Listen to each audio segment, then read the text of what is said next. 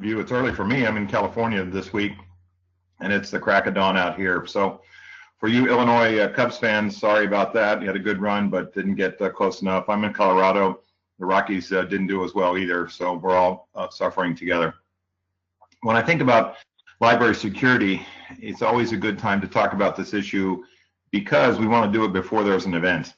And oftentimes what I see in my work is that we are driven by events and we make changes post-event, oftentimes, really kind of at the point of a sword, where we make changes as a result of something that happened to a staff member or to a patron, or because of somebody's criminal behavior in our facility. And oftentimes we are sort of reeling from what took place, and then sometimes we make kind of knee-jerk reactions and changes and decisions based on putting things into a security plan as a result of something that happened that kind of really spooked everybody and got folks kind of rattled at the facility. So as background, I've been doing this subject of library security for about 18 years now. I've been involved in security as a function for organizations for about 35 years, and that includes my time with the police department in San Diego, where I spent 15 years, and also my time as a consultant, which really started about 87, and then when I got out of PD in 2000, when it went kind of full bore. So I wrote a great book for the ALA called Library Security. That book came out in 15, and I've been doing great programs for the folks at Rails and other people, including the ALA, for a long time, and I appreciate Joe's introduction and the opportunity to talk to you today. So my function is to keep you off your phones for a little bit, try to keep you from looking at emails and things while we talk about this for a quick 90 minutes.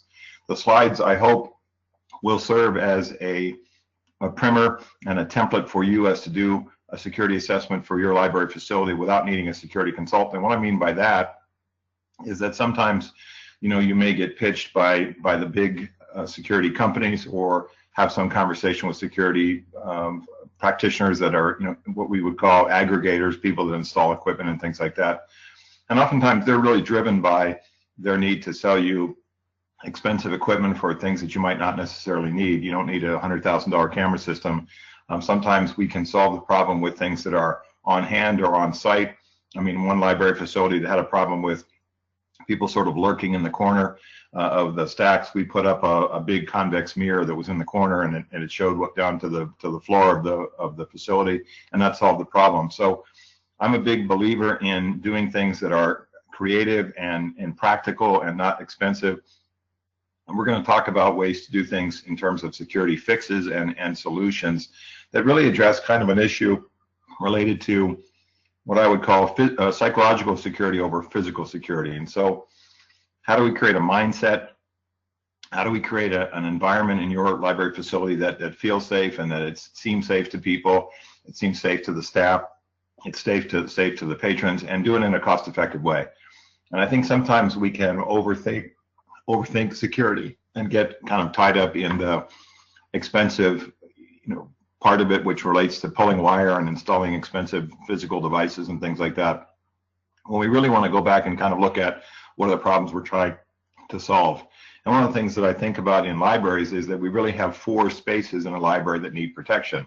The first space is the public space, and the public space is anywhere the public is allowed to be, with our oversight, but not necessarily, we're looking at them all the time. That would be the stacks in the open area, in the lobby, and places where they wander around the facility. The second space that needs protection is what we would call semi-public space.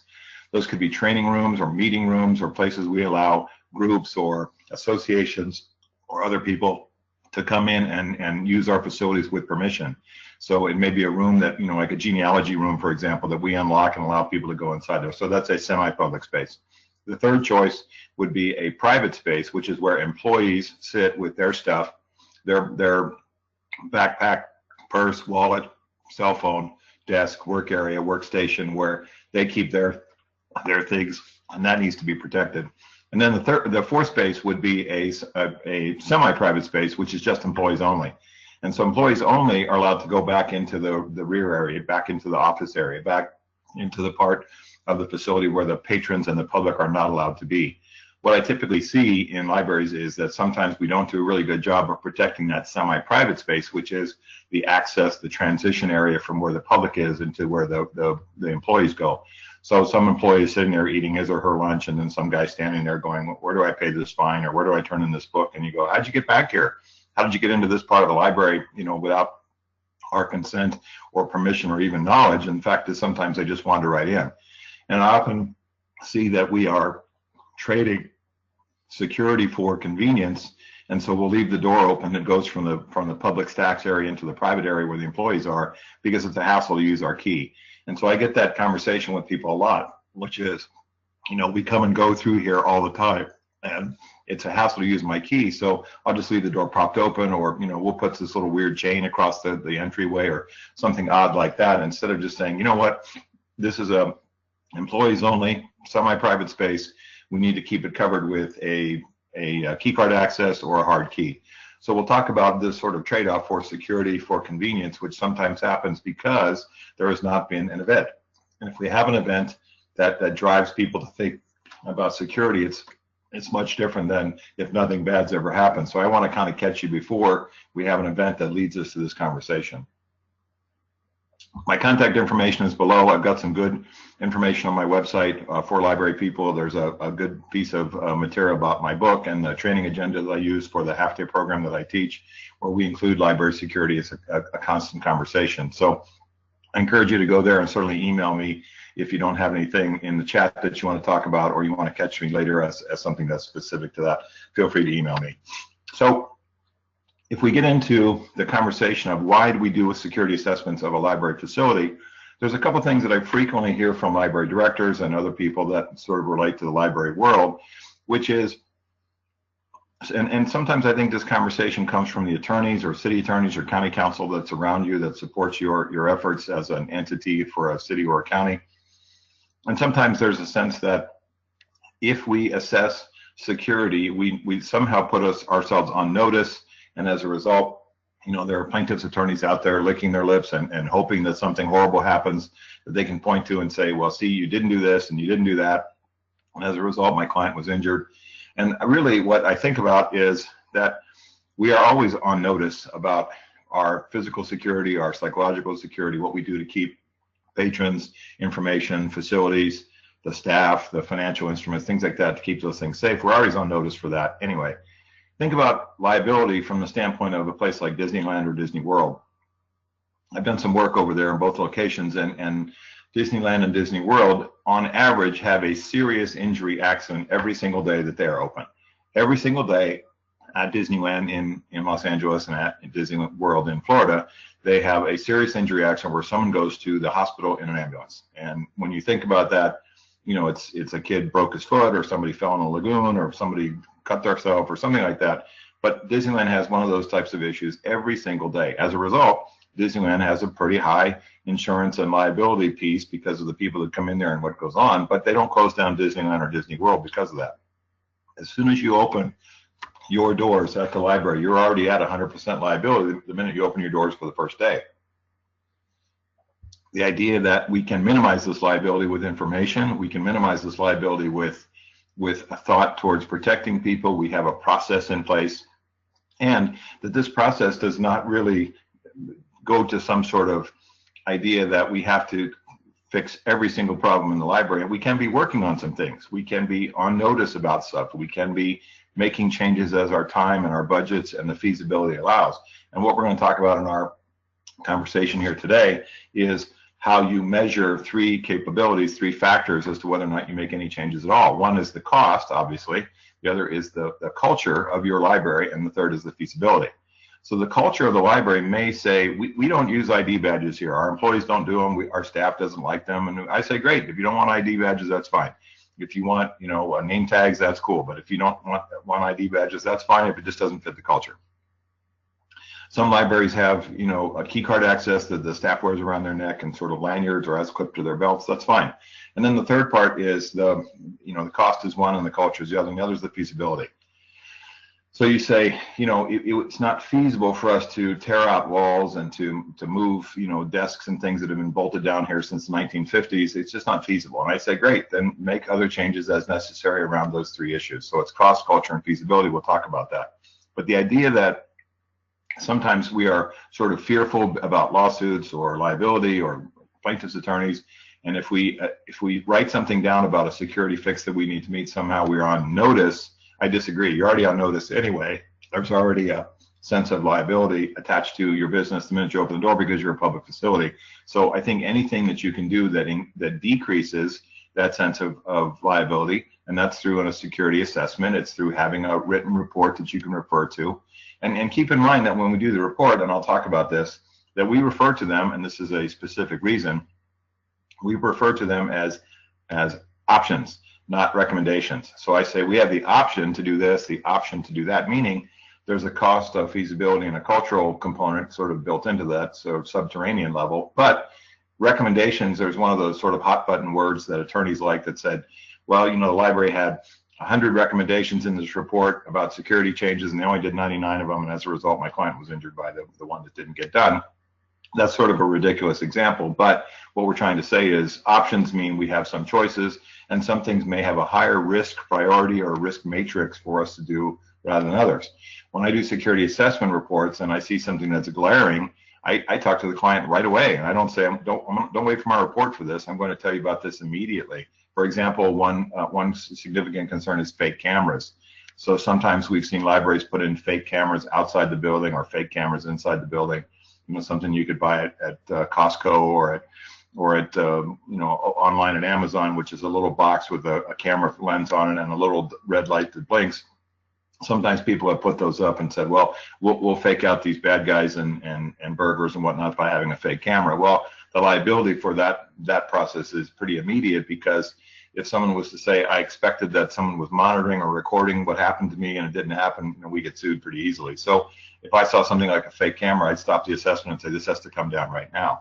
But other things in my report will say, these things are what we need to fix immediately. These things are what needs to be fixed as you can do it, and these other things can be fixed as the time and budget allows over the next several years. So I think, you know, the process for assessment for you is should not be a rush to say, let's spend as much money as possible, as quickly as possible to get these things up in place, unless the risk matrix and the risk priority that you create suggests that that's something that needs to be done right away. I mean, if there's no outside lights around your building, that's a priority. But other things you can say, we have a more measured response, and we typically do it as we can. So I think what I'm trying to say to you is that there's a process that kind of leads us from step to step. Some things we may need to do immediately if they're urgent, but other things we can do at a more measured pace. And then if we get challenged, whether it's by our own city attorney or county council or somebody on the outside, we say, we have a process in place that's based on the report we've done. We do a security assessment at a regular basis, and maybe once a year or every several years as the facility changes, and that we make smart decisions based on the limited budget and resources that we have.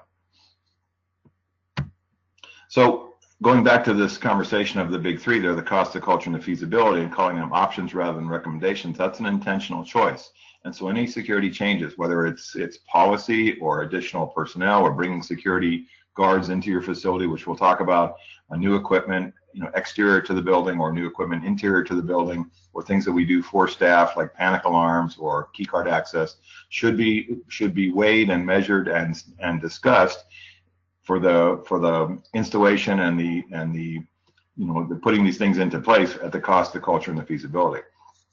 Obviously, cost is a big concern, but I think about for some security fixes that we can use our own city or county co-workers, our own city or county facilities or maintenance or operations people to do some of the installs, to do some of the maintenance, to do some of the work that we would really think about hiring out to a security company. Maybe they have the skills and expertise to do it.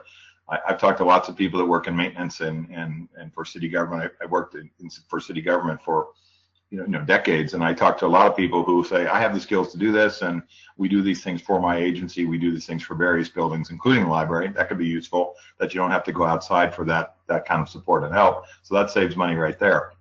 The other part is really the cultural fit for these things. And our function is not to create a library that looks like a prison camp. Our function is not to create a place that's not inviting and welcoming to the public. Our function is not to create access control and entry positions and points that make it difficult, choke points that make it difficult for the patrons to get inside and use our facilities. But we do have an expectation of security. We have an expectation of protecting the staff and the patrons and everybody who uses our facility from harm. And so there's a cultural fit there that you have to measure and say, are we doing things that really support what we're trying to do at our typical location? Meaning it could be different if you're in a downtown urban library versus a one that's out in a rural community. And really your community sort of drives what kind of fixes you have. If you have a high crime downtown, urban environment where there's lots of homeless people around that are problematic, and kids that come from the high school across the street or something like that, is way different than if you're out in a rural part of the community where you have very little access beyond the regulars that come in all the time, and there typically is not a lot of confrontational issues with patrons between each other or the staff. And then the last one is the idea of feasibility, which is it's sometimes just not feasible to do things that take a lot of architectural fixes and tearing down walls and pulling wire through buildings that were built in the 50s and things, which may be very difficult to fix. So there are sometimes very clever ways we can do things where we don't necessarily need to disrupt the whole business or shut down the facility in order to install the security improvements or options. So we'll talk about the vast opportunities that you have there to do the right thing and do it on a budget-friendly basis. But my driver for this discussion is that you don't need to be a security expert to do these things, because oftentimes when I do my own security assessments, I start with the interviews with the staff. I'll have an interview, and if you want a copy of the interview process that I use, I have a survey questionnaire which I use. Sometimes I give it to them anonymously, or sometimes I ask them face-to-face if I have the time to meet with them. Send me an email and I'll send you a copy of it. But in this survey or this interview process, I get the people at the library who work there every day to tell me what the problems are.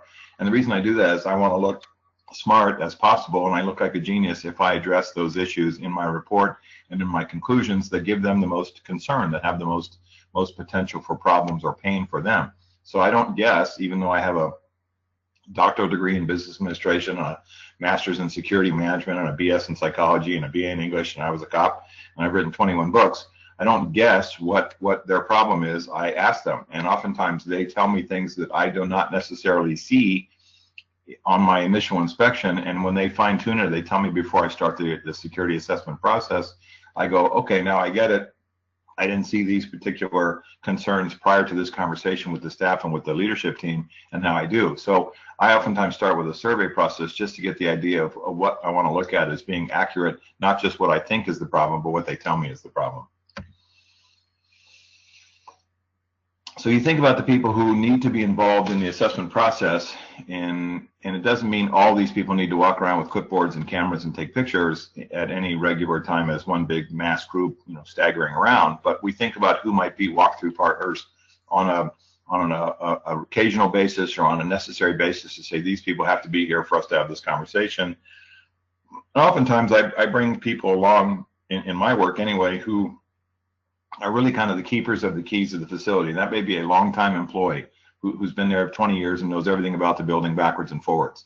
It may be somebody who is a security officer that you've had there for a long time, and they can point out, here's where the problem people hang out, and here's where this takes place and that takes place. Many times I often just go with the facilities person who has a big clot of keys hanging from his key ring. He can unlock all the doors and parts of the building and tell me about things like roof access and who fixes the exterior lights and all that type of stuff. So if you have people if you have a security committee or a safety committee, maybe those people would be a part of the walkthrough as well. If you have a law enforcement representative who might want to do that, what we oftentimes see for the cops in communities is they may have crime prevention officers in a crime prevention unit. Oftentimes those are retired cops or they're civilians that have been trained in certain concepts. One of the concepts that we look for in security is called CPTED. That's C like Charles, P like Paul, T like Tom, E like Edward, and D like David. CPTED. That stands for Crime Prevention Through Environmental Design. And there are CPTED trained architects, and lots of police agencies that have crime prevention units, if they're bigger, will have CPTED trained employees and CPTED trained cops to talk about how we use things like lighting and bushes and access control and things we put inside the building and outside the building that create crime prevention through environmental design. For example, one CPTED solution for a business that wants to keep its perimeter safe would be thorny bushes that are nobody wants to crawl through because they're super scratchy. That's a CPTED solution. So oftentimes we may see in crime prevention units in a PD that they have those types of trained people in CPTED. concepts, and they can be very useful for you in the tour and the research in your facility. So it may be somebody in a risk management component or function for your city or county, or a safety officer.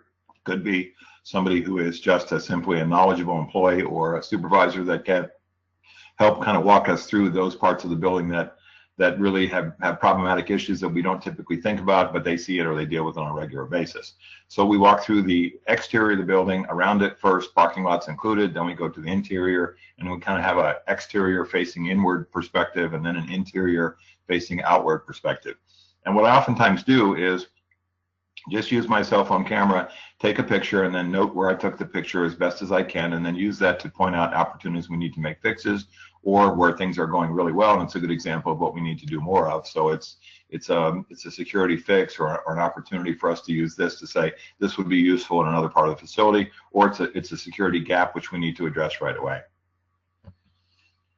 So the concept of starting from the outside of the facility and going in, and the inside going out, is called security in depth. So we miss nothing, if we can, by starting at the perimeter and just doing a walk around the building and looking at things like, how we secure the doors, and whether or not the door hinges can be pried off, and how the exterior lighting is. And then you say to yourself, gee, Steve, how would I know what to look at for the exterior lighting? And that's when I say, you may need to come back at nighttime. So oftentimes when I do security assessments, I do one during the day, and then I come back at 8 o'clock at night, and I sit in the parking lot, and I walk around the building. I hope nobody calls the cops on me when I'm walking around the building at 8 o'clock at night. But I look at things that I certainly couldn't see during the day that tell me about shadows and lighting, and whether or not cameras can work in certain parts of the facility outside, and what it looks like for the landscaping, and whether or not we see evidence of homeless people sleeping outside and things like that. So we start with the perimeter security review outside. We do a complete walk around. We look at windows and doors, and we look at where the lighting and the shadows, and whether we need to cut back bushes, and where people may be sleeping or causing problems. We look for evidence of graffiti or vandalism or theft. We look at the parking lot and say, is it sufficiently lit? When I was in grad school for my master's, I remember all these complicated charts we had to look at for candle power for lights, and I can't remember all that stuff. So I just simply say, does it seem bright enough out here to be able to park your car and get safely to and from the building at nighttime? And oftentimes, we can tell that pretty intuitively. And then we look at the policies that relate to the security for the building, and it may be related to access control and what we collect from employees when they leave or quit or retire or resign or get fired. We look at security procedures related to evacuation, how we get people out of our building, or whether we use our building for a specific thing like tornado or hurricane, or a place to be if there's a power blackout or a fire in the community. We use the library as a safe space, those types of things. We look at policies related to workplace violence prevention and active shooter, if that's a concern for you, that it should be for everybody these days. And we look at how we have kind of related HR policies to employee behavior and related policies to security behavior. Also, you would mix in your review on a regular basis, as I often talk about in my training classes, of the code of conduct and how we make changes to the code of conduct to match with our security policies. And then we look at information, how we protect that. What are our IT policies? And if you go back to my previous slide of the stakeholders, safety and security stakeholders that come around, that should be an IT representative would be a great addition to the team as well. Maybe they don't come around for the entire walkthrough, but we have a specific conversation with that person about the protection of our IT server room and how people get into the IT server room if it's on site at your location. Who has access control to that part should be really limited. And then also what we do to protect our facilities from ransomware and other outside hacks and things where people are trying to damage, shut down, or steal our information. Then we look at how we manage patron visits and behavior and where we allow them to go, and that's back to our private space versus public space sort of protection process.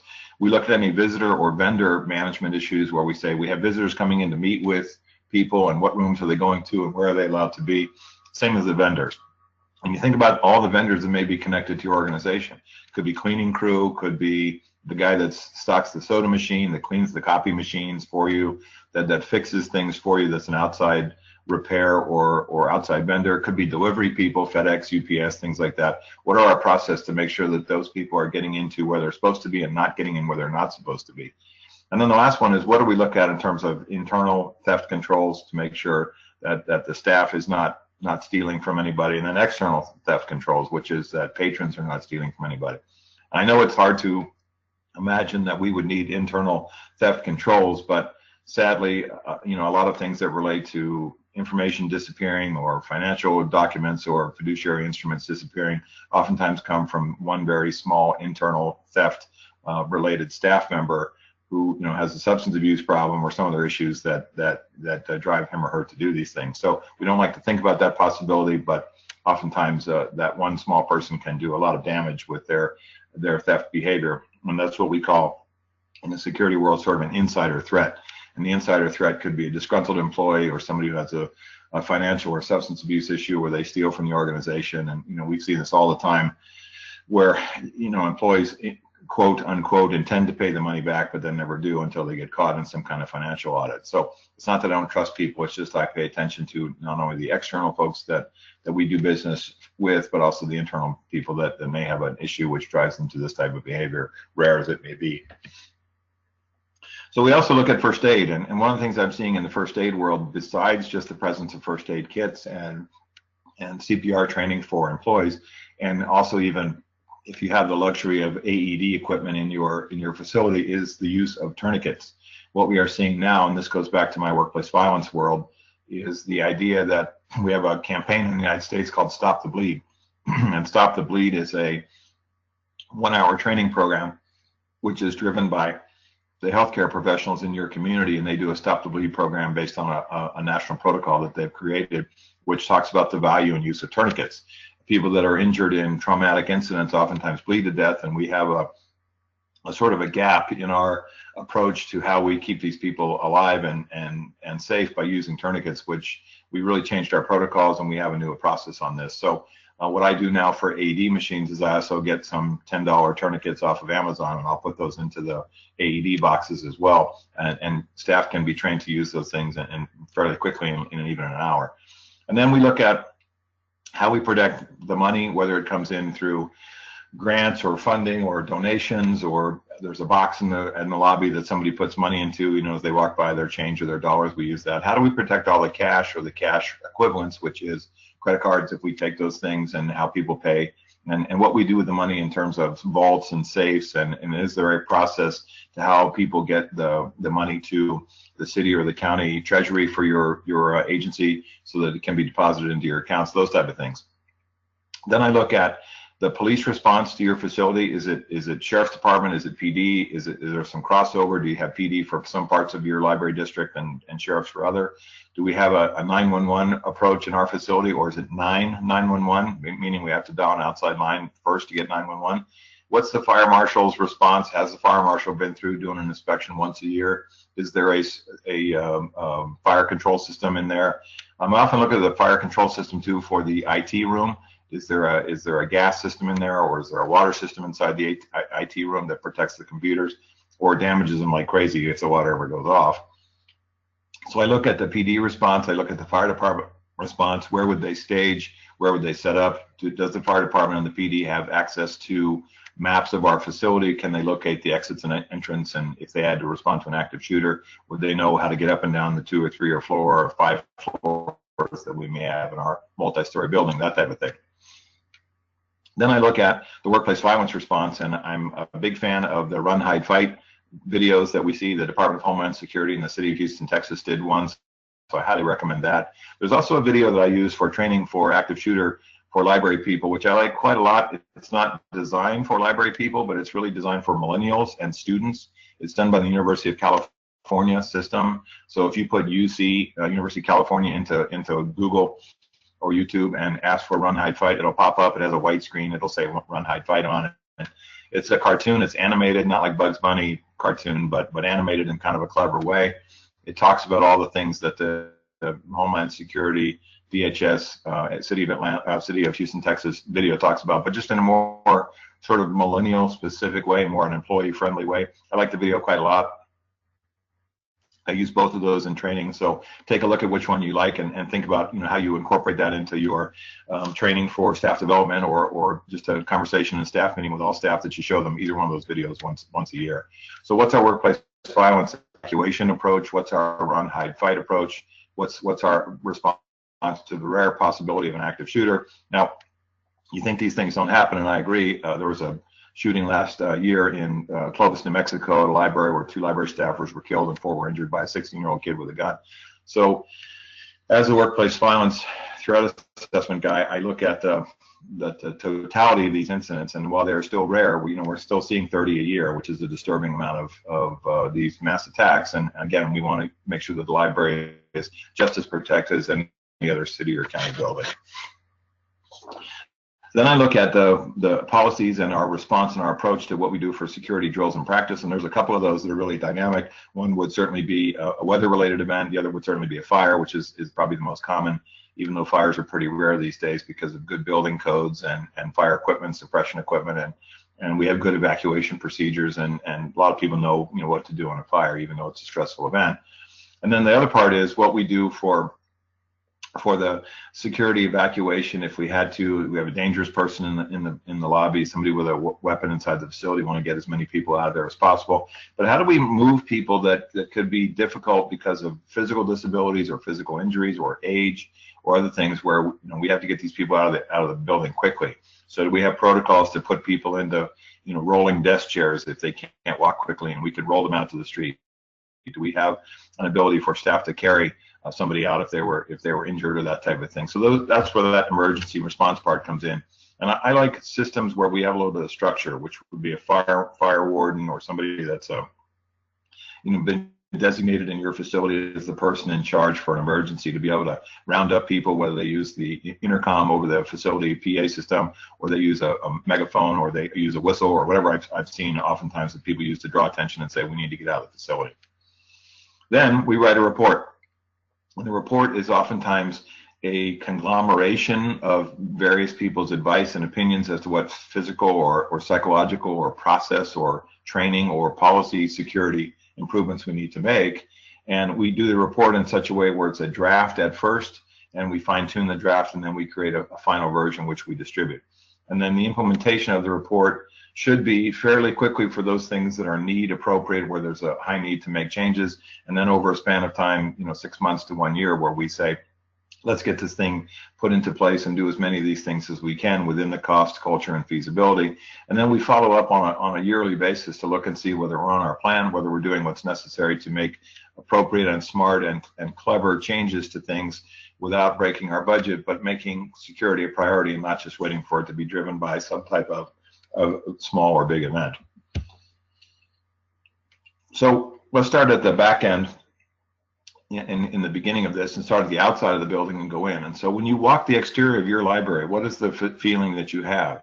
What does the parking lot look like to you? Broken glass, graffiti, shopping carts with homeless guys standing around, or neat and clean and good maintenance and well taken care of? What's your overall impression of the building? Is it inviting? Is there a sense of access which is for everybody? Is it ADA compliant in terms of how people get in that have disabilities and need help and support in that area? What's your overall impression of just the kind of the security posture? And I think oftentimes we can use our intuition for these situations to say, I have kind of a feel for what we need to fix, or kind of a feel for what seems to be working for us versus what is not. And then we look for just things that are potentially problematic. Is it graffiti and trash and homeless people sleeping nearby? Are there problematic businesses around your facility? That'd be, bars that have a lot of problems in them, or a high school or junior high or middle school where there's a lot of kids roaming around from there to your facility. Is there other types of businesses, liquor stores and things like that, where folks hang around and it's kind of problematic in terms of the people that they interact with? They come over into our parking lots or come into the facility.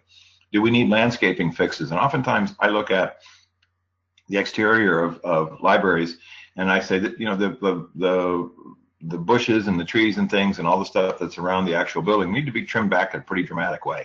And oftentimes it gets kind of overgrown and bushy and out of control, and that's where people sleep and hide and do other things, and maybe even narcotic activity. We come in and we cut that down to the nub. It really kind of opens up the facility from the outside, and it really exposes things that may be going on that we didn't know about. And then what kind of potential hazards do we have around our facility? Is there Is there, wires that come off of the building that if they got in an ice storm and fell down, they might hurt people? Is there anything around that's sharp or dangerous, or holes or broken fences or things that are really problematic we need to address? And then oftentimes what I will do in a security assessment is just do a crime rate run. I'll go to Google and I'll look for crime rates in your county or your city, and I'll look for the crime sort of spillover issues, which is, if our facility is ground zero at the library, then what is happening around us, and is there a lot of problematic crimes and issues around our facility based on the crime rate or not?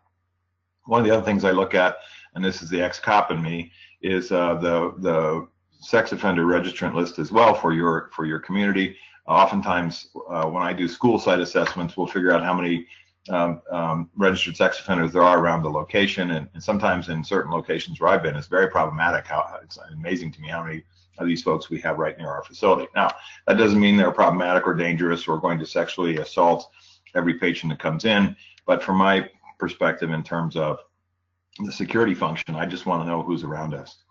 Then I look at the outside of the building in terms of lighting and parking lot lights and perimeter lights, and oftentimes what I see is sometimes the lighting is outdated. We need to get brighter stuff out there. We want people to be able to see where there's ability for them to get from one part of the facility to the parking lot and back. If you have parking lot stairwells, or if you have a building that's adjacent to your facility, which is a multi-story stairwell for parking, you may need to connect with the landlord of that building or the city or county administrator that runs that part of the building and make sure that the lighting is appropriate around things like stairwells and elevators especially. And then again, the need for you to come at nighttime to make a visit, that's an extra step which I think is important. Oftentimes I will ask employees, especially in the survey process, if I give them an anonymous survey or have a survey questionnaire for them or have an interview with them, and I say, how's the lighting at nighttime? And they'll say, fine. And then I realize they leave at 4 o'clock and they're not even looking at the facility in the dark, and they don't really know how bad the lighting is or how good it is. So oftentimes I just try to use my own judgment by coming in at nighttime and saying, does this place look like we can keep it secure and well lit at nighttime, especially around the parking lots and things like that.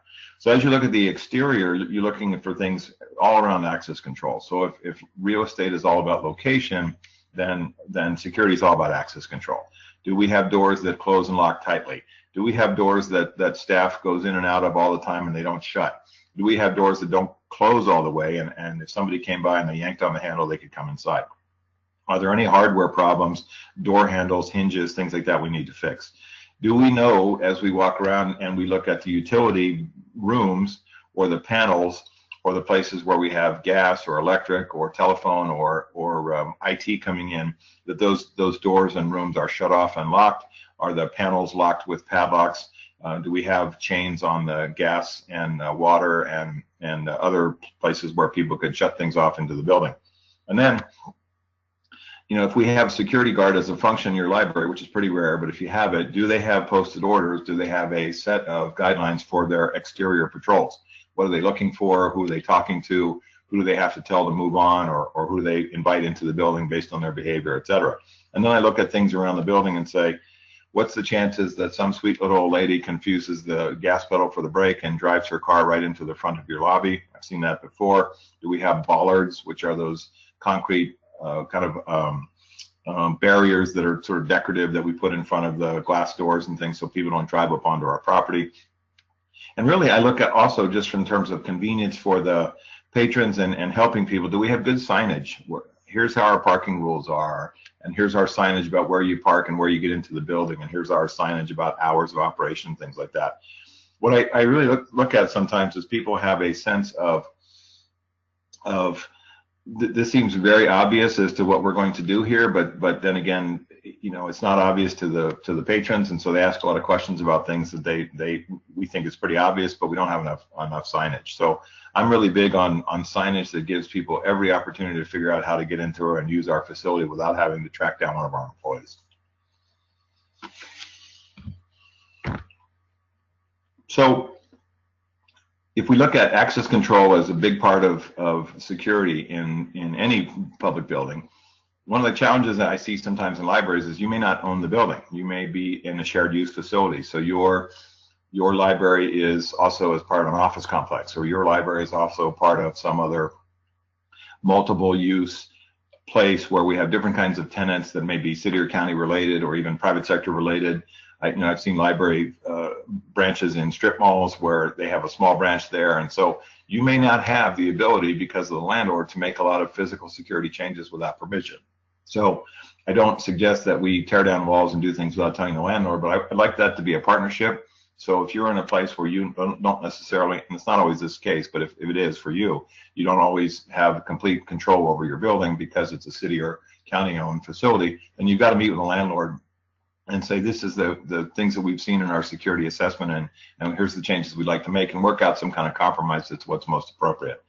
Landlords don't like to be sued for what's called premise liability or foreseeability or prior notice issues. Foreseeability or prior notice means that you should have known this was a problem based on the number of incidents or problems that we've had, and you get sued for prior notice or foreseeability because you don't take steps based on recent events. So landlords don't want to get sued for that stuff. So sometimes your conversation with them may encourage them, oftentimes again at the point of a sword, to make these changes to protect everybody.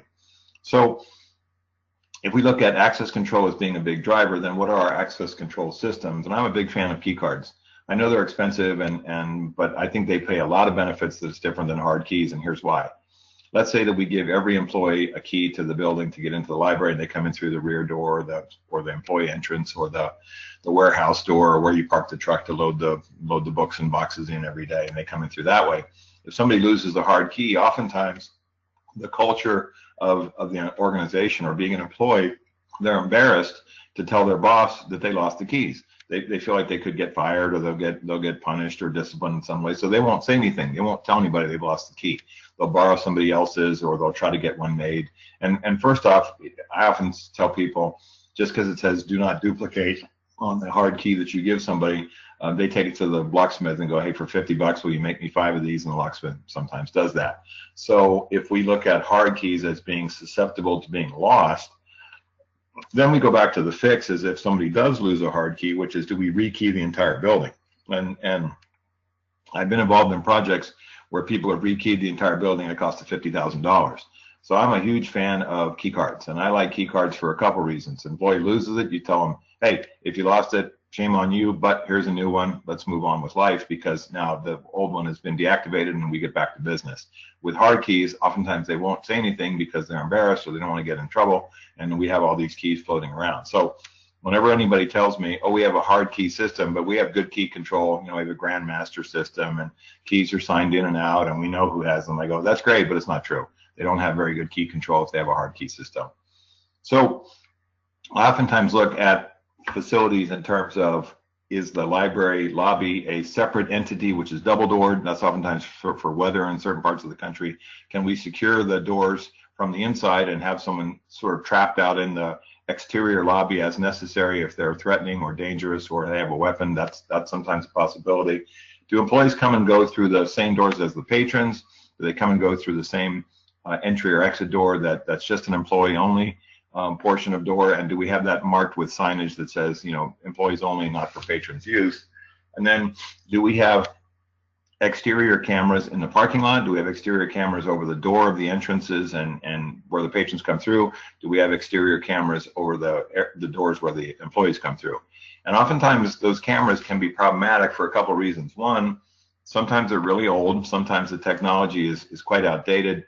Sometimes they're out of focus, or they shine in such a way where light comes onto them and blurs them, or there's too much glare. Sometimes there's not enough exterior lighting because of the design, or sometimes there's not enough lighting around them to make them very useful. So one of the things I look at in the camera system review is also, if you're going back into the library facility as a result of looking at nighttime, so come at 8 o'clock at night, go back into the library and look at the camera system monitors in the whatever room you have those in, which is typically a manager's office or an IT room or something like that, and make sure the cameras work, because sometimes what we see is they work great during the day and not so great at night. Then I look at, in terms of the access control for the exteriors, where do we park the trucks to make deliveries, or the bookmobile, or how do we bring in supplies and things like that? Is there a warehouse, pull down door? Are there loading docks? Is there an approach where people come in trucks and make deliveries of various things?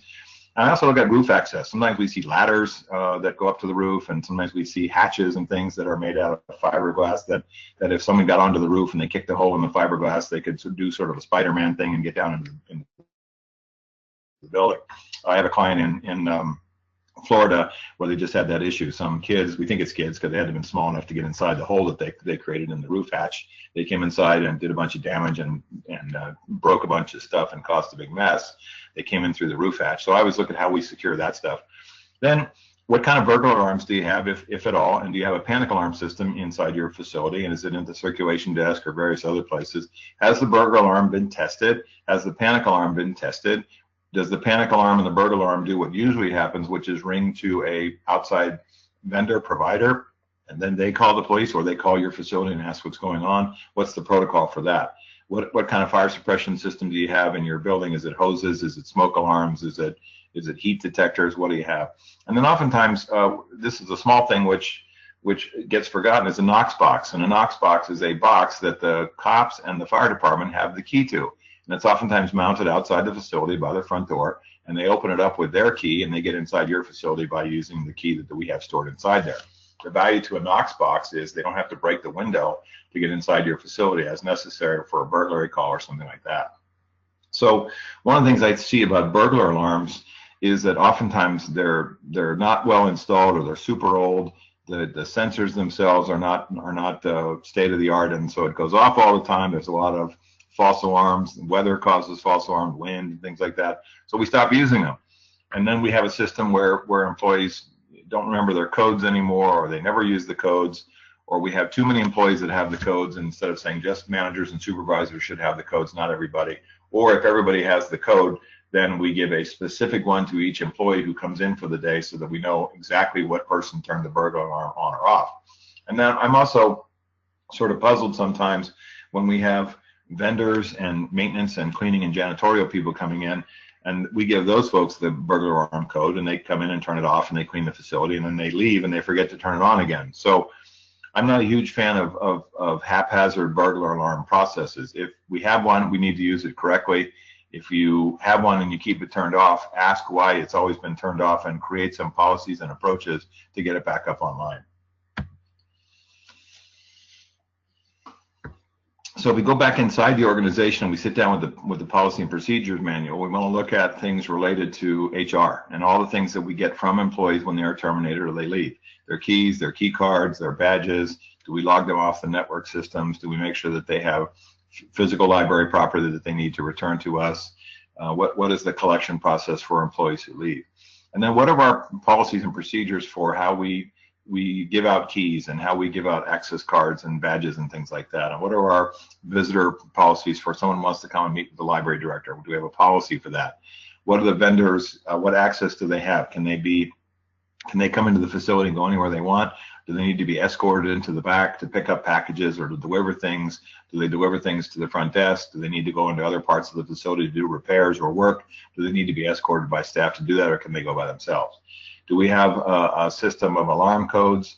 Do we have a system of understanding how the panic alarm system works, if we have one? What processes do we have for employees who work after hours for some reason as necessary? So what's our thinking here in terms of the access control alarm systems, and how we manage people who have a right to be there, visitors, vendors, employees, et cetera, versus people we want to keep out? And then the last part, again, I've talked about is really the dynamic of evacuation, emergency systems, fire, bomb threats, earthquake, weather, active shooters. Do we have a floor warden system? Do we have maps that are posted for evacuation so people can get out? Oftentimes those are pretty basic. We see them all over where they're posted in hallways and things like that. And again, we go back to the need for good signage. If you think about IT, what we're seeing now, especially I've seen this in Missouri and some other states where this ransomware business is coming in. We see these outside hackers, oftentimes from nation states that are not super popular with the United States. They're coming after IT systems, and they're trying to close down, whether it's the payroll system for your library or your HR system or some other module that you have. They want to be paid in Bitcoin, and they'll release this thing back to your ownership, and that's a big mess. That usually involves the Secret Service, the FBI, who investigate these types of cases. So we have access control needs both from a cyber perspective, but also a physical perspective for the server rooms, the utility closets, how we handle our mail, how it comes in, the copy rooms. I like asset tags on all these devices. I like access control for our mail systems, like things like postage meters and copy machines, so that folks aren't using this stuff, either patrons or other people that don't have any need to do it without our permission. Oftentimes we look at emergency or backup power only after there's been an emergency where we needed backup power. Some of you may have the luxury of an emergency power system. We see some libraries that have generators outside that are filled with diesel fuel, and they kick on and they can run the facility for some span of time. So what do we do for backup procedures for our IT systems? Do we have an offsite location, which is very common? There'll be backup tapes, so even if you lost everything, you'd only be out 24 hours. What do we do from an ongoing IT perspective to keep us from being hacked or threatened by cyber attackers on a regular basis? Look at how we protect the building for fire control. Is there a fire control system? Does that equipment, is it looked at from an occasional basis by the fire marshal on a once-a-year review? I go to a lot of libraries, especially older ones, where there is not a good PA system, and sometimes people just shout across the facility, or they use megaphones or something sort of odd like that. If that's the best you can do, that's cool, but we can get PA systems for fairly cheap. These things can be wired up wirelessly now. It didn't, used to be you had to pull wire through all the building. Now we can do these things wirelessly, set up the modules, in various parts of the library where we can reach out to both the patrons and the staff. I like code words. I've always talked about code words in my training classes. We use code words for the staff, like call Dr. Green if the sheriffs wear green pants, or call Dr. Black if the PD wears black uniforms, or Mr. Blue, or bring me the purple file, or something like that, which is a PA announcement, says call the police right away. We have an active shooter or another problematic person with a weapon. So I like to look at processes for how we use the PA system to make announcements, whether they're general or emergency announcements, so we can notify staff as to what to do. And I use code words, so oftentimes we don't scare the patrons, but we get staff response for things. Then I look at the last part of information security is if we have hard copy files on things, and it's not always necessarily printed out, or it is printed out, it's not always necessarily stored on our computer systems or our IT systems. What do we have for hard copy file protections? Do we have file rooms? Do we have file cabinets that can be locked? Or do we have proprietary or financial or important or legal or personnel employee related data and hard copy files that we need to keep under lock and key for protection reasons, and how do we do that? So then we go back and look at kind of our access control with people that come in from a taxpayer, patron, visitor, vendor procedure process, where we have at the circulation desk, we have something called a red book. And a red book is a collection of phone numbers, call trees, building plans, evac procedures. The red book would be accessible to any employee that had to use it in an emergency. Here's how you call the city manager or the city attorney after hours. Here's how you call the IT specialist after hours. Here's how you get a hold of the police, the sheriff's department, or the fire department. Here's what you say to these people. So we have laminated cards inside the red book. It'll have a call tree that says, here's the people you call, from the library director on down to the maintenance people, whatever it happens to be.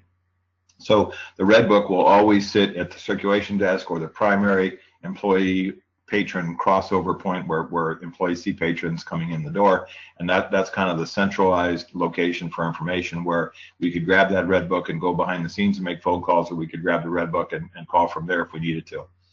Then we look at how we have a process, if we need to sign in visitors or vendors. So if you want to meet with the library director, we give you a little pass and we walk you up to his or her office. If there's a vendor process and we have some sense of needing to control where vendors go, we want to make sure they don't roam around the entire facility, including the employees only areas. There's a sign-in or a badging or an escort process for them. And then we figure out, at what point do we see trespass as a concern for us, for people that are coming in that are visitors that want to sort of antagonize the leadership team or something like that. We want to figure out that we have problematic people and we're not allowing them back into the part of the library they're not supposed to be. And I look sometimes at delivery people, whether it's the soda machine guy or somebody from some book distributor or something like that, and where do these people wait as they get their stuff unloaded or they have their paperwork processed, you know, is there a place where they can sit? Is there a little lounge area where they can get a cup of coffee and kind of wait for everything to come through? Do we have kind of an organized way for them to hang out in our facility in a way that's protective of us and also gives them a little support and some time to wait in a reasonable area? And then if we go back to key control and access control, we think about all the people that may have keys to our facility. Maybe the janitors have keys, and maybe the landscapers have keys to get inside to get to some kind of plumbing or water system, or all those things where people have keys that maybe not just employees. So think about how we minimize or limit the amount of key control that we have. I had a facility in Northern California where the library would close at like 8 o'clock at night and it would open at like 9 in the morning. And when they came in, the library people would come in to find homeless people sleeping inside the library. And like, what and how does this possibly happen? We locked up the place tight as a drum at 8 o'clock. Here it is 9 o'clock in the morning. We got homeless people sleeping in the library. Well, obviously what happened was, and it wasn't obvious to me until we figured it out, is the cleaning crew came in about 5 in the morning and they cleaned the facility early in the morning and they left and they didn't lock the doors. And they thought, well, people are going to be here fairly soon anyway, so they left the doors open. So there was about an hour window unlocked. There was about an hour window of time where people could just come, and some homeless folks came by and said, hey, the library's open, and came inside, and there we go. So if you look at these things in terms of the patron issues and access control issues and vendors and visitors and who locks and delivers and shuts down parts of the facility and activates the burglar alarm and things like that, that needs to be looked at again, because sometimes we get lazy and we stop doing those things. We go, we're just not going to have a burglar alarm even though one's installed, or we get lazy about our processes, and then that's how people exploit the security holes that we have. Many times in libraries, I look at what is the most theft-sensitive items and the things that are the most dangerous to, or not dangerous, most harmful to us to get stolen, whether it's genealogy stuff or whether it's things that are rare books, or we have really expensive art. But I also look at things that can be taken off the walls, off the tables, and stolen by problematic people that are thieves that come into the library. They take tablets and PCs and they get into our training rooms and take the projector off the ceiling or the wall. I watched a woman put a flat screen TV between her legs with a long skirt and walk herself out to the car and drive off with it. I saw that on video. What do we have that's really theft sensitive? It could be toner for our office supplies and printers. That stuff's very expensive. There could be things that people see as recyclable materials that are metals and things that they get stolen. That includes pipes and wires and things like that. Software can be stolen if it's in boxes. Postage can be stolen from postage meters. Do we have things in our warehouse or storage areas that we use, like pallet jacks or dollies, or things that can be expensive that could be stolen by somebody? So look at how we bring things into our facility and how things go out, whether it's office supplies or it's books or other things that relate to our business. How do we control the inventory that's coming in? How do we make sure that we're getting what we're supposed to have delivered? Do we have a certain area for things that are theft sensitive, expensive stuff that may not be out on the circulation area, but it needs to be under lock and key? Sometimes we see cages or fenced off areas in a little warehouse part of the library where we can lock things that are significant. Let's say we have a laptop system for a bunch of kids that come in, and we have 50 laptops. Where are those stored before they come in to use them? That type of thing. And then, as part of the security assessment, look at how we protect things from theft based on incidents of theft. If you've never had incidents of theft, then it's less of a concern if stuff disappears all the time. I'm always looking at things that the patrons bring in that we can't always necessarily protect because we can't see everything all the time, and then they get angry at us when their laptop, phone, purse, backpack, wallet gets stolen. And I get it. I mean, they're upset, but there's a sort of a handoff of ownership there where they go, well, you're supposed to pay attention to this stuff all the time. I can leave my $600 phone on the table and wander off, and the answer is no, you can't. So look at things that are stolen from an internal perspective where we suspect it might be some problematic employee versus external theft. It could be problematic patrons or thieves or other people that come into the library that steal stuff that they see when they have the chance to do so. And kind of related to that, there's a concern I have with library book alarms, which is oftentimes I go to the library to do my training class and I go, how's the book alarm going? They go, oh, we turned it off years ago. And I said, why is that? And they go, oh, it goes off too often. And I go, well, why do you think it goes off too often? Well, people are stealing stuff. We just don't have the time or energy or resources or ability to chase people up the street. And I say, well, I don't want you to chase people up the street, but I think the book alarm serves a purpose, which is an early warning. You can try to confront people in a polite way before they leave with your material, or you can at least call the police and say, this person ran off with 22 DVDs in his backpack, and we can try to enforce some consequences for this person's behavior. If we turn off the book alarm and people steal from us, the word that goes out to street people, and I know they talk, is there are no consequences for this if you do that type of stuff at the library, and that's wrong. So we talked a little bit about the first aid process and how this tourniquet business, and again, I refer you to stopthebleed.org. Stop the Bleed is a process that was created after the Sandy Hook shooting in outside of Hartford, Connecticut. It's called the Hartford Protocol, where a bunch of emergency room doctors and physicians and emergency responders got together and said, we need to do a better job in this country of helping people from stopping the bleed to death. And they created the Stop the Bleed campaign, which I've been through. It's very useful. It's only an hour, and you get practice using a tourniquet. So again, tourniquets are pretty cheap. I have about 4 or 5 of them. I have them in my gear bag and in my car and other places. So we put those maybe in the first aid kits, or we put them near the AED devices if you have them. And also we talk about sharps boxes. Certainly you're no stranger to the opiate problem in this country. I talk to library directors around the United States who are struggling with this issue.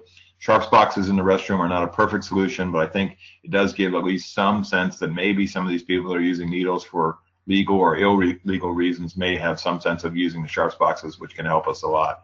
So I have kind of a feeling, this is my own opinion about AEDs, as to whether or not when you have an AED in your facility, everybody needs to be trained on it, would be my belief system and my protocol. So everybody who is a library employee is put through AED training and CPR training would be my perfect sort of gold standard, because I think that there's a concern, and I see this at my local gym. I go to a gym that has an AED, and I've asked the people, I said, is every staff member trained in this? And they say, no, some of them are, some of them aren't. Well, my luck would be I'd have a heart attack where I'd need the AED for the guy that wasn't trained to use it on me. And I know some employees have CPR training, and I know that we've moved away from the breathing part of CPR to the chest compressions piece. I get it. But in my perfect world, at least as the gold standard, I'd like every employee trained in AED. So when we look at first aid training for employees, I think it's a voluntary thing for those that want to participate in that stuff. Some employees really feel quite uncomfortable doing anything other than giving somebody a Band-Aid on hip. But if they're trained in CPR, if they're trained in Stop the Bleed, if they're trained in Narcan use for overdose, for opiate users, and they can respond to minor injuries before the paramedics get there, they can be very useful. And remember that we have a Good Samaritan law in this country, which is as long as you're doing your best and you're not trying to do harm and you're not intentionally injuring this person, you can't be held liable for trying to save somebody's life. And then remind people in any first aid or paramedic situations, is it 911 versus 911? And also that when people have their cell phones, employees have their cell phones and they call, oftentimes people think, and I hear this in training all the time, and I remind people that if you dial 911, oftentimes in some localities, you're going to get the state police or the highway patrol or the state troopers, and you're not going to get your local PD or fire department. So my preference for any type of process and emergency procedure for using the phone would be to use a landline. The landline is trunked into the building. It'll have the address. It'll ring usually right to the paramedics or the fire service or the PD dispatchers, as opposed to the cell phone, which may be more convenient, which only rings to the state police, and then they have to transfer you over. And then the last part for first aid is, should you consider Narcan training? And I teach this as part of my training class. You can do it online. It's very easy. If you can operate a nasal spray, you can use Narcan. We use this for opiate overdoses, and they get a blast in the nose. We wait 2 to 3 minutes to see if it works. We give them another blast. You can't kill somebody with Narcan. You can't overdose them with Narcan. Paramedics give Narcan to people of a certain age if they don't suspect a heart attack, just as a standard as soon as they get there, just to rule out the possibility of opiate overdose. It is a miracle drug. It works really well. If folks want to do it as part of a volunteer process as an employee, it's not a difficult thing to do. The price for this stuff is fairly expensive. It can be around $50 to $150 for the dosage, depending on where you get it from. You don't need a prescription for Narcan anymore. You can get it at any drugstore. So now we see the use of Narcan because of so many overdoses in libraries. And I do a whole training program on that, which is just a very complicated topic. So we talked about the value of fiduciary instrument controls, and maybe a lot of the stuff that you do is now done by electronic means. And I know that some libraries have gone away from fines and we're not collecting money anymore, which is fine. But anything that we have that are vaults or cash registers or cash drawers, even in the little room where the Friends of the Library folks sell books and used books and DVDs and things like that, we want to make sure that those things are protected.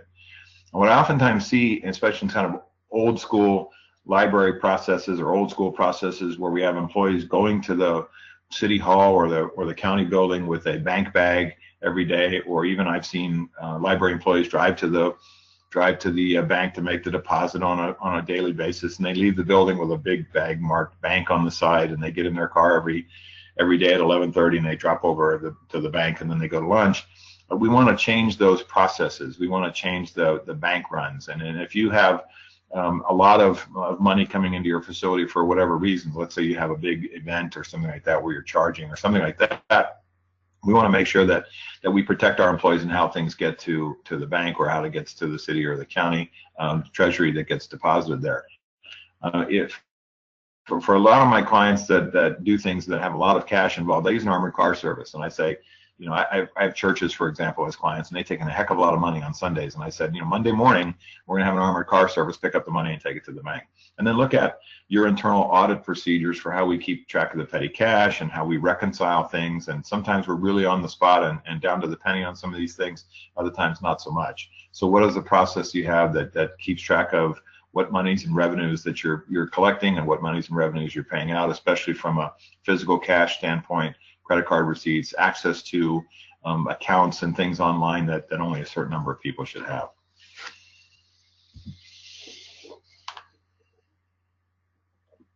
So it's important, I believe, to have a good relationship as best as you can with your first responders. And I talk about this in the library security book, which is in a perfect world, you would have a walkthrough by your police department or sheriff's department on an irregular basis, meaning that some cop or some sheriff's deputy would come into your facility maybe twice in one day and not again for 2 days, or once a day for a week and not again for a week, or 3 times on Saturday and then not again for 3 more days, just in a kind of an irregular way.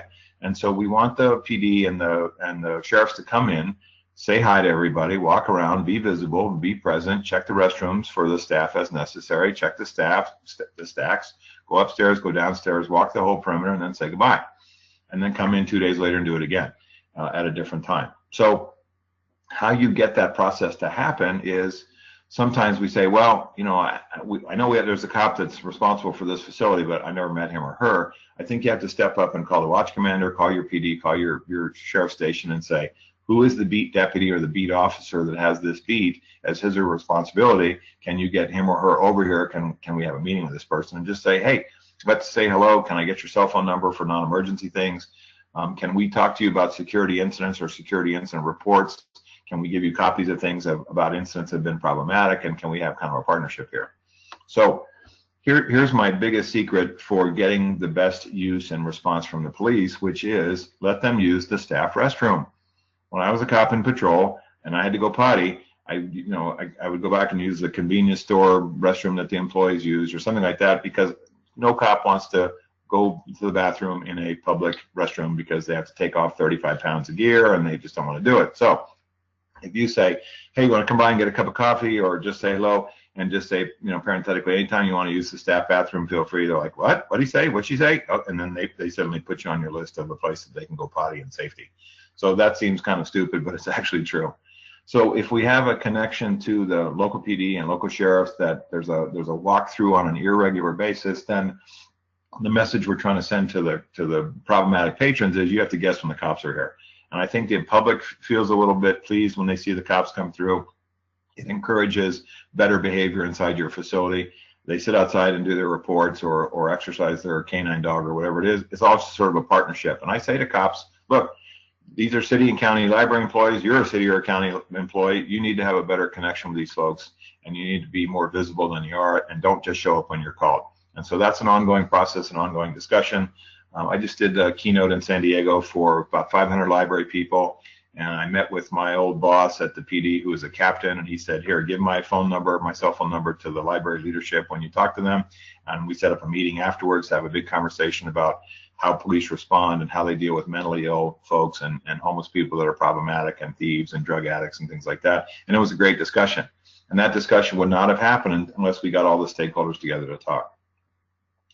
So if we go back to security assessment, one of the things that I worry about from a response protocol for the police or the fire is that they can't see the building address. And sometimes we have these really cool, architecturally pleasant building addresses which are too small to see from the street. And sometimes it's hard to figure out what the actual address of the building is because it's on some corner where it could be one street or the other. So I like to see numbers and addresses that are visible from the street, or you can see it from outer space. I like to see the building numbers put on the roof of the building if possible. So we look at our local responders and we say, who is the police agency for our particular facility? It could be sheriffs for one part of the rural community in the county. It could be PD for another. It could be state police for a completely other. It could be fire department that's very close to you, or fire department that's pretty far away. What is their interaction with us in terms of inspections? Do they do a once a year fire inspection? Do we have a protocol for them to be able to get into our buildings and be able to figure out where they need to go? They have maps, they have blueprints, there are Knox boxes outside. What is the police response? What is the fire response? And what is the paramedic response if we need to come? Do they know where to go? Do we have we trained staff as to what to say? And so I talk to staff about using having a conversation with the dispatcher and using behavior-based language rather than label-based language.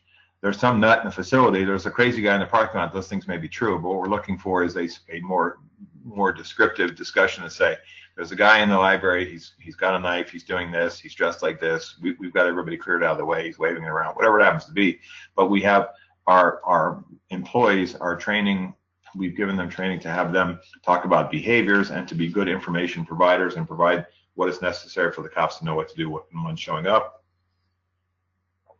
And then when we have them call the paramedics or the EMS, that they describe things in as calm as possible as they can. We have a white male. It looks like he's in his 30s. He probably weighs about 150 pounds. He's blue and not breathing very well. We're trying CPR and something like that that's very specific, so as they get there, they know exactly what they're dealing with.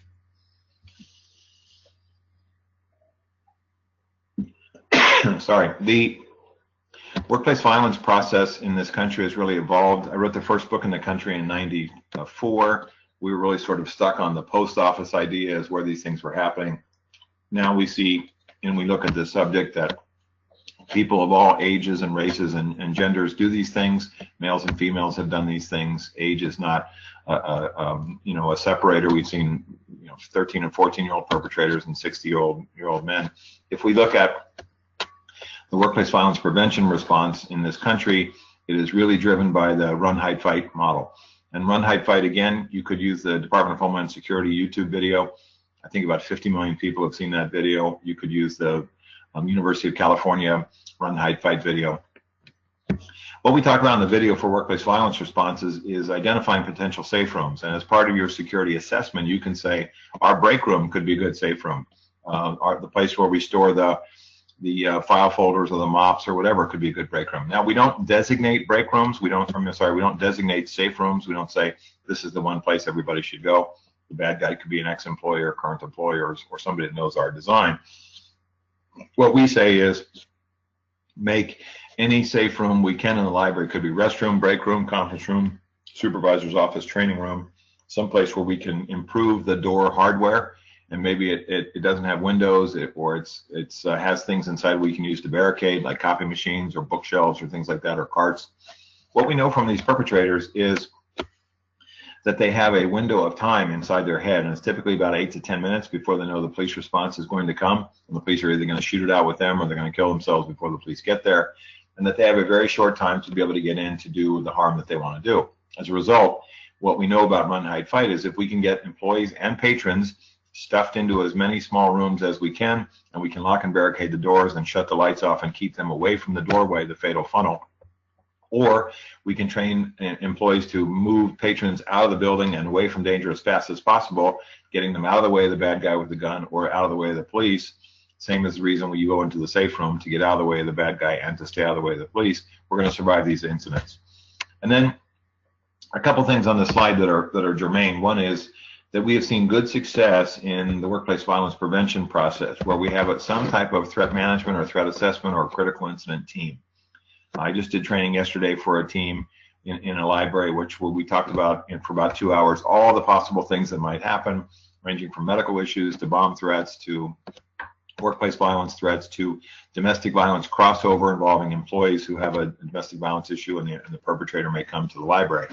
So it doesn't have to be a formalized conversation where we say, you know, we're designating these people to do this full time. We say, who in the library are the safety and security stakeholders? It'd be the leadership team, the directors, it might be IT, it might be the HR representative, it could be safety officers. The same people that are walking through doing the library facility security assessment could be the same thing that would be a loose threat assessment team.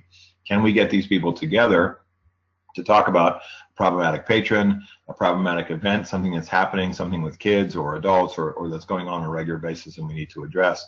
Is it a cyber issue? Is it a bomb threat issue? What threats do we have to the facility, to the patrons, and to the staff? And then, as part of our response to workplace violence threats, and most of the cases that we see in this country are based on threatening language and threatening behavior rather than physical assaults or actual shootings. People that are threatened at work, and that includes employees who are threatened by patrons or other problematic people that come into the library high on drugs or mentally ill or furious, is sometimes they're afraid, and that stress really impacts their ability to do their job successfully. So I'm a huge fan of the Employee Assistance Program, EAP. Oftentimes, city and county employees have access to an EAP provider, which is a counseling service, but they don't know it. And so if you have an employee assistance program provider for your city or county and your employees need to know about that stuff, get the brochures from HR, get contact information from them. There's an 800 number oftentimes that we use for scheduling and for conversations. But if you have an EAP provider that's pretty robust, I oftentimes ask them to come in as part of a sort of lunch and learn. They'll talk to staff for a half hour about what they do. You know, they may pick a subject like holiday stress or quitting smoking or pet loss or something like that. And they'll come in and talk to staff, and they'll really kind of create that rapport and that bond that's necessary.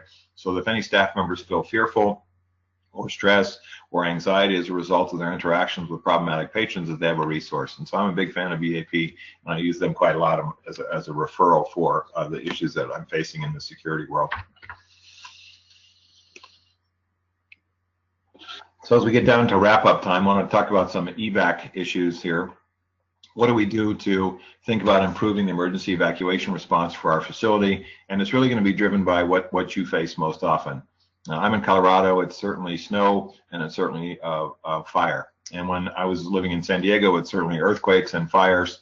And certainly we have a thought process about active shooters as well. In my perfect world, we do an active shooter drill once a year. That active shooter drill would be two things. It would be run out of the building. We do this before we're open. Run out of the building for 15 minutes and then come back, or hide out inside the building, lock down in the safest room possible, barricaded that you can for 15 minutes, and then go back to work. We do the drill once a year to remind everybody that this is a process that we have to think about the 3 possibilities, which is run, hide, fight, and that we schedule things on a yearly basis just to remind people how to respond under stress, and remind them about things like 911 or just 911, or the limitations of using their cell phone. So if the fire marshal schedules a fire drill, that's great. If the fire marshal talks about some other type of drill related to your specific location, tornadoes, hurricanes, whatever it happens to be, that's great. Can you meet with the first responder community, cops, fire, and talk about what you might need to do, and then say, do we have specific PA announcements? Do we have specific drill announcements? Do we have specific things that we do on a scheduled basis to remind everybody that we take these things seriously, whether it's an earthquake drill or a fire drill or an active shooter drill on at least a once a year basis. So we've talked about going from the parking lot and the exterior of the building to the inside. We've talked about policy review. We've talked about key card access. We've talked about the value of camera systems. And again, I like camera systems that are not looking at every nook and cranny, but if you have a stairway, camera systems are great. If you have entrance and access control points in the front of the building where you can put cameras, that's great. If you have problematic areas like next to the restrooms or in expensive things that you have to protect, like genealogy records or things like that, cameras are really good for that. I get it. Cameras don't necessarily stop crime. Banks still get robbed even though they have cameras, and it's been that way for 100 years. I get that. But when you look at the value of cameras for being able to identify perpetrators, especially when the camera image quality is really good. The police love cameras. They can take photos and still shots and compare that to what they have on other cases and other crimes. We can, sometimes the cops can use facial recognition software with our camera images, which is very useful. So I like camera systems. I think too many cameras can be too many. I think oftentimes the vendors will try to come in and sell you too much stuff. I think you think about, if you say to yourself intuitively, this place, this certain part of our building needs a camera, then that's a good idea. You can get good camera systems at Amazon and you know, places like Simply Safe and things like that, Google, places like that, where we've got camera systems that are kind of based on this sort of ring.com philosophy of putting up some system which rings to a central computer that you could see what was going on. So there's lots of ways to skin the cat rather than just bringing in an expensive vendor and trying to have them sell you a $100,000 camera system. So we start our reporting process by saying, here's when we went and did the assessments, and it may be over multiple days. And what we put in the report is it's a moment in time. It is a window in time. It is not a predictor of crime or violence. It is a window in time. At the time we looked at these things, this is what we saw, and we know that some things we may be addressing currently and some things need to be addressed, meaning we already have a camera system on order, or we've updated our alarm system and it's going to take 3 months for the vendor to do it. Whatever it is, we put that in the report. I'm a big fan of executive summaries. I use a lot of executive summaries, about 2 pages, maybe 3 max, that have the key points, and that if all the leadership team looked at was the executive summary with some photographs, they'd know what we're all about in terms of our potential solutions and what we want to put into place. The executive summary could be read by a number of people: city attorney, city manager, county administrative officer, whoever that happens to be, various department heads, facilities, IT. Could read the executive summary. So we want to make sure it has everything in there in a concise way, 2-3 pages max. What did we find as we looked at the exterior of the building? What we need to improve: lighting and camera and alarms. What do we find in the interior to the building? What do we need to improve? Lighting, camera, alarms, access control, key cards, keeping people out of the employees only area. What kind of security improvement options, suggestions that are neutral to the vendor? We don't have a specific type of vendor unless there's only one vendor in town that you can use for a specific type of thing, but we're really vendor neutral. And then we may have appendices or an appendix in the report that discusses evacuation, emergency procedures, active shooter procedures, what kind of training or policy or risks that we face based on the type of patrons or people that may come in. Are there any legal issues that came in? Do we have to look at things like ADA? Who are the potential targets for violence in our facilities? It could be patrons have domestic violence issue where their perpetrator comes in, or employees. It could be our targets are things that could be stolen or damaged. And then what kind of threats do we face? Mentally ill patrons from a homeless shelter next door, drug and alcohol users, that type of thing. What type of threats do we face? So we typically write a draft process first report. We have limited circulation and we have confidentiality stamped on it. Oftentimes, I will send it to the city attorney or the county attorney for your city or county, because there's an attorney work product privilege issue, which they can limit the circulation and make it not subject to subpoena. We have a small group of stakeholders check the facts, make sure that it's accurate, and then we start to implement the ideas. So just one quick comment about security officers. It is a luxury for many libraries that are typically smaller that have a security officer. Sometimes we see pages or retired military or ex-cops or something that work on a part-time basis. Do you have in-house security officers where we see some city or county employees? I saw this when I was in Dallas a couple months ago. They have employees that work for the city of Dallas that are security officers, or more likely probably have a contract security function. Again, are they armed? Do we have them have a power of arrest? And really what I want them to do is not just observe and report, but actually take action. And we really want to go back to the posted orders that we have created for your library with the guard contractor. So sit down with the guard contractor, the site manager, and say, we need to look at the posted orders for this particular facility, and it could be different for a library 10 miles away, but for this one, we want to look at what we do and what duties and things we need to modify or change. Do the security guards serve as sort of a service function, meaning they're the first people that the patrons see when they come inside, or do they roam around? Are they at a desk? Are they asked to be at a desk most of the time? Do they have a response to answering burglar alarms after hours? Do they have an open door response issue, which is, somebody finds an unlocked door and they respond to that? Is that kind of contract service, or is that done by the police? How do they respond to escorting or walking out people who have trespassed? unbadged visitors, people that shouldn't be in our employee areas. What is their response to that? What kind of equipment do they have? And one thing I oftentimes see that security guards don't always have is a flashlight. So, if we lose power during the day and we have a big building and it's dark as all get out in there, do they have a flashlight? Do they have keys? Is there a call tree list? Are they expected to call their office?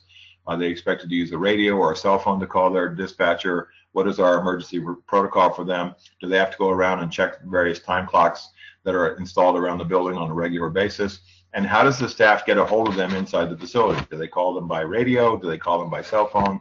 Do they run over to the desk where this person is sitting? All those things need to be updated, discussed, and improved. So lastly, we look at how we implement the report. It's done with kind of a safety and security stakeholder committee meeting with the city and county department heads that may have to pay for some of these things or install them, IT, HR, security, if it's a function, police department as a function, fire department as necessary. We put out copies on an as-needed basis. We control the circulation. We don't just give them to everybody. If employees want to know about the results of the report, sometimes that's driven by their union, we may give that to the safety committee. We may run it through the city attorney or county council, and they may take just certain parts of the report and redact them. We want to make sure that we don't give away all our secrets about what we're doing to keep the facility safe. It's not that the employees may post it everywhere, but it's not subject for public review. And then we want to have a response to employee needs through training. We want to roll out new policies that are related to how we do things for security that the employees can get fairly quickly once we do it. We figure out what kind of equipment needs to be purchased, whether it's lighting or fencing or key card access or cameras or that types of things. Who's going to pay for it, what kind of installation we're going to get, and then what kind of facility physical security changes we're going to see in the facility that have to be reviewed and agreed upon on an ongoing basis. Again, with the three elements of cost, feasibility, and culture as our reasons for it. So one of my biggest fears is that we write a report that dies on the shelf, and we write it, people say that was a really great project, and then we don't do anything about it, and a year goes by and we say, what do we ever do about that security report? And then we dust it off and we start over again. So we want to keep the stakeholder team on task and on function, and we want to set deadlines for department heads and library leadership, and whether it's Friends of Library or Library Commission or whoever has to have oversight, that we look at things over a 30 and 90 and 6 month and 1 year anniversary dates and say, what have we done to improve the facility security, and what have we done that's been driven by events, and what changes do we need to make based on events that are happening in our facility particularly, or in our community certainly, or around the country that point to changes that we need to make, with the connection of how do we justify the cost, how do we get it into the employee culture, and how do we make it feasible for our facility. So with that, I want to turn it back over to Joe for questions, and thank everybody for their time and attention. Feel free to email me if you need to, if I don't get to your question today, but thanks to Joe and to Rails for the support today.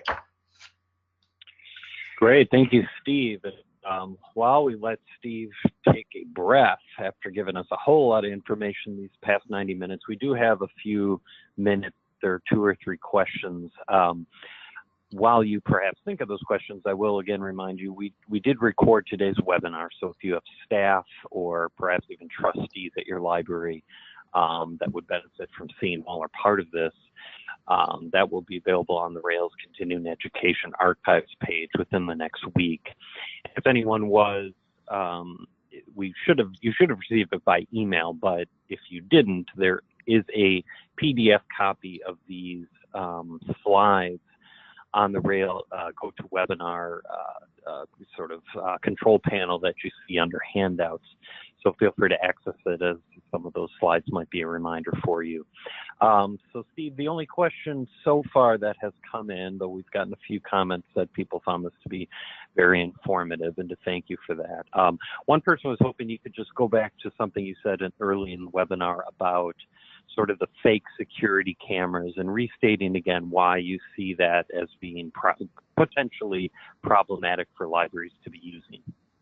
Yeah, it's a great question. One of the reasons we see that the problem with fake cameras is there's an expectation that when we have a camera system that is visible to a patron or somebody who is injured, they anticipate that there's going to be a police response, or that there's going to be a security response, or there's going to be some sort of follow-up as to what may have happened to them. And then what happens is the plaintiff's attorneys sue the organization and say, my client was under the mistaken impression that you were going to rush out and protect him or her, and it didn't happen. So There's a lot of liability to fake cameras, and so we just say take them out. Got it. Okay. Thank you for that. And given another few moments or a few seconds here, but it looks like that was the only question. But I know we are up against the time here, 11 o'clock. But as Steve said, he's provided his contact information, or if it's easier for you to send a question to me, I'm happy to forward it to Steve. So it is 11. I guess we will wrap up. But again, thank you, Steve, for a lot of great content today. Thank you, all of our participants, for coming in and being engaged today. And everyone have a good rest of the week. Thanks, Joe. Thanks, everybody. All right. Bye.